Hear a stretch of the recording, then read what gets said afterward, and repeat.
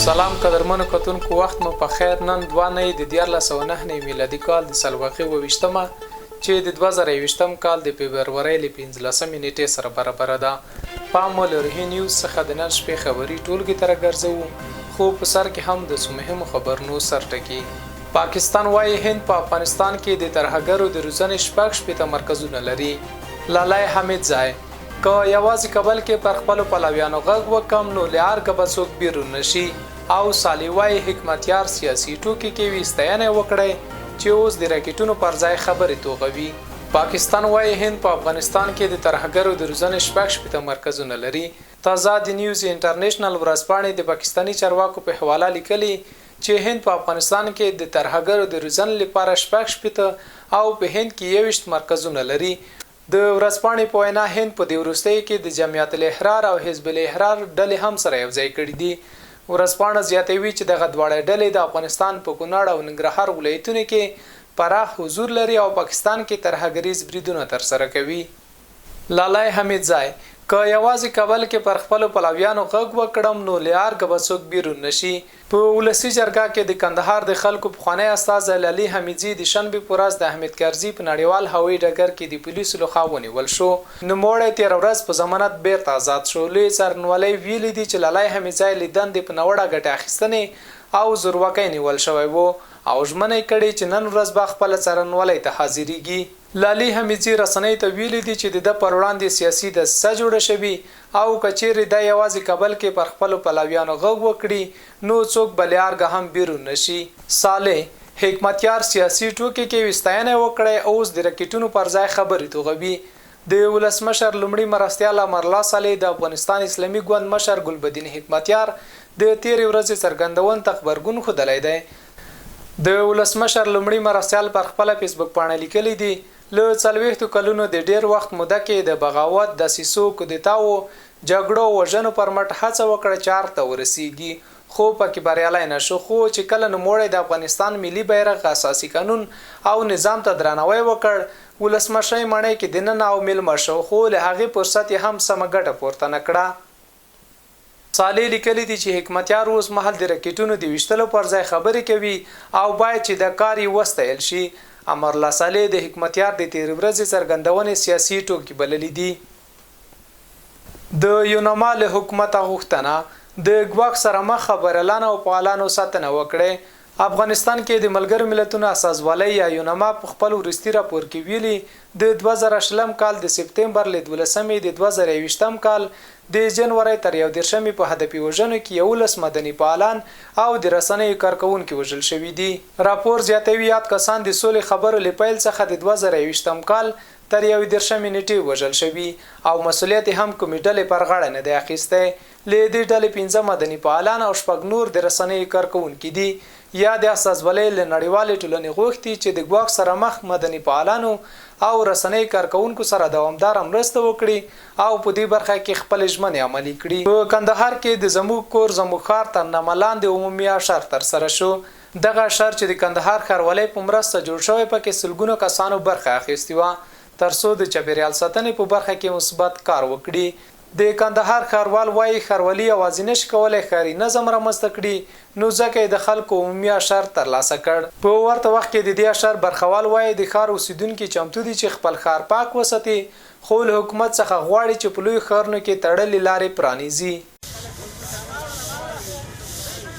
دلته سلګونه کسان په رضاکاره توګه راټول شوي ترڅو د ښار په بېلابېلو برخو کې صفایي وکړي. دغه اشر چې د کندهار ښاروالۍ په مرسته زموږ ښار زموږ کور ته نامه لاندې په لاره اچول شوی وو پکې سلګونه د کندهار ښار اوسیدونکو برخه اخیستې وه. نو دغسې حشرونه واضح خبره ده چې ډېر مثبت تاثیر لري او ډېر مثبت انګیزه د خلکو په منځ کې ایجادوي او هغه ځوانان او هغه خلک چې خپل د ښار پاک ساتلو ته توجه نه کوي هغو ته پیغام دا دی چې دې برخه کې توجه وکړي او د خپل ښار په پاک ساتلو کې زموږ سره مرسته وکړي. ولې په دې چې ښار بیرته زموږ او ستاسو د ټولو لوی کور دی. دوی خپله په همدغه چاپیریال کې که پاک وي پاک ژوند به ولري هوسا ژوند به ولري او که چیرې ښار ککړ وي او چټل وي دوی به ورڅخه متضرر وي او تاوان به هم دوی ته رسېدلی وي. په ورته وخت کې د والي مرستیال وايي دوی د خلکو د ذهنیت جوړونې په موخه ښار ته راوتلي او په دې اشر کې یې برخه اخیستې. هغه وایي د ښار پاک ساتل یوازې د ښاروالۍ دنده نه ده، نو باید د ښار ټول اوسیدونکي د چاپیریال ساتنې په برخه کې کار وکړي. موږ نن سره راټول شوي یو، پر هر ورور، پر هر دکاندار، پر هر ښاري مې دغه غږ دی چې راسي سره راټول سو. دا یوازې د یوې ادارې د ښاروالۍ حق نه دی چې دوی باید صفاکاري وکړي. د ټولو سره باید په همغږي، باید ټول دغه زموږ ښار دی، باید ټول سره راټول سو او خپل د دکانو که کورونه یې باید صفاکاري وسي. د ښار اوسیدونکي وایي دوی چمتو دي چې د ښار په پاک ساتلو کې خپله ونډه واخلي، خو دولت یې هغه لارې خلاصې کړي چې د خپل امنیت لپاره یې بندي کړي دي. د ښار صفایي ورځ ده، نو ټول ځوانان راوتلي یو، غواړو د خپل کور خپل ښار صفا کړو. دغه پر چا مریض لري او دغه لري نسی پر هغه لاره تللی باندې هغه سړک یې بند کړي. دوی خو خپل دغه دپاره لاره یې بنده کړي، د بل مسلمان مشکلات دپاره نه دی. دا په داسې حال کې ده چې د چاپیریال ساتنې نړیوالې ادارې اندېښنه ښودلې ده که چیرې د غازاتو او کاربونونو د غیر معیاري مصرف مخه ونه نیول سي، کیدای سي په راتلونکي کلونو کې به اقلیمي تودوخه د ډیرو خلکو ژوند وګواښي. د افغانستان د سوداګرۍ او صنایع خونه د اسلام کلا په ګمرک کې د اورلګیدو لامل د مسؤلو چارواکو وظیفوي غفلت او د فساد پایله بولي. د دې خونې د عامل پلاوي رئیس سید زمان هاشمي نن دوشنبه په یوې خبري غونډه کې وویل چې د اسلام کلا په ګمرک کې د اورلګیدنې په پیښه کې د سوداګرو نږدې 40 سلنه سوداګریز توکي یا سوځېدلي او یا هم چور شوي دي. افغاني سوداګر وایي چې د دولتي مامورینو د فساد له امله ورته سلګونه میلیونه ډالر زیان اوښتی. یو شمېر هغو افغان سوداګرو چې د هرات په اسلام قلعه بندر کې د اورلګیدنې له امله زیانمن شوي، نن د یو مطبوعاتي کنفرانس پر مهال رسنیو ته وویل چې د دولت د څو تنو فاسدو مامورینو له لاسه په میلیونونه ډالر زیان وراوښتی.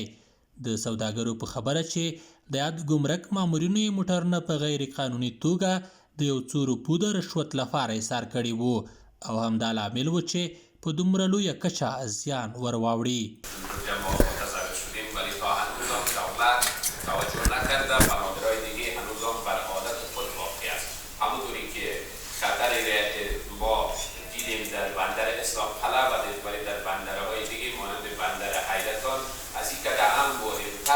احساس خطر میشه ولی محصول گمرکیش پرداخت میشه. با مدت 1.5 هفته در اسلام قلعه اجازه ترخیص از داده نمیشه و هر وقت که ما رنگای از رو تماس میشدیم میگفتن که دولت اجازه خروج از ایران نمیده که من خپل حق احساس بدایم ټول مسئولین ته ورسول خپل مشکلات یو په یو د افغانستان خلکو ته د افغانستان حکومت ته ورسول.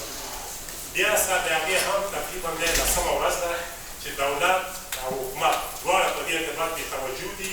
سوداګر د دغې اورلګیدنې مسؤل او دوی ته د وراوښتي زیان مسؤل دولت بولي او پر حکومت غږ کوي چې باید د رامنځته شوې اورلګیدنې او وراوښتي زیان پور ورکړي. اخوا د یاد کنفرانس پر مهال د افغانستان د سوداګرۍ او پنګونې خونې د عامل پلاوي رئیس سید زمان هاشمي هم د هرات په اسلام قلعه ګمرک کې د اورلګیدنې له امله د رامنځته شوي زیان پړه پر دولت وراچوي او زیاتوي چې د دولت ناوخت اقدام او په ګمرک کې د موټرو تم کول د دې باعث شوي چې سوداګر په لویه کچه زیان وویني.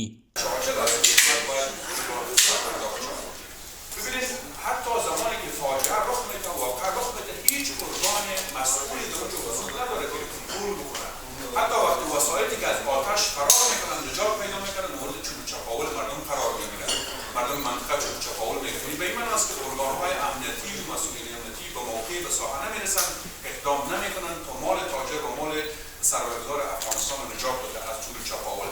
حتی اطفائیه وجود نداره در ساحه. د افغانستان د سوداګرۍ خونې په وینا چې د هرات اسلام قلعه ګمرک کې د اورلګیدنې له امله سوداګرو ته 200 میلیونه ډالر زیان اوښتی. د دې خونې په وینا چې په یاد ګمرک کې 2000 اراده بار موټر ولاړ و چې 600 سوځېدلي. د سوداګرۍ خونه په حکومت غږ کوي چې پیښه د هر اړخیزه وڅېړل شي او سوداګرو ته اوښتی زیان باید حکومت پرې کړي. قدرمن کتونکو دا ول روهي نیوز څخه د نن شپې خبري ټولګه تر بیا مو په الاس فارم ښه وخت.